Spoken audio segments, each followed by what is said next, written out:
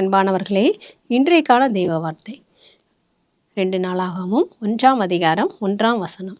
தாவீதின் குமாரனாகிய சாலமோன் தன் ராஜ்யத்திலே பலப்பட்டான். அவனுடைய தேவனாகிய கர்த்தர் அவனுடனே இருந்து மிகவும் பெரியவனாக்கினார். இதை பார்த்து கொண்டிருக்கிற அன்பானவர்களே, இன்று கூட உங்கள் சூழ்நிலையை பார்த்து நீங்கள் சோர்ந்து போய் கூட காணப்படலாம்.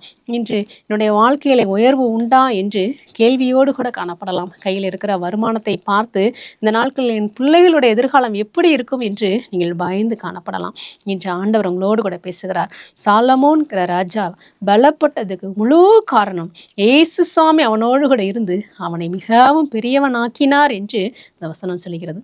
அவரோடு கூட இருந்த இயேசு சாமி இன்று உங்களோடு கூட இருக்க போகிறார். நீங்கள் அவரை நம்பி மனதார அவரிடத்தில் உங்களுடைய காரியங்களை சொல்லி உங்கள் பிள்ளைகளுடைய பெயரை சொல்லி வேண்ட ஆரம்பிங்கள்.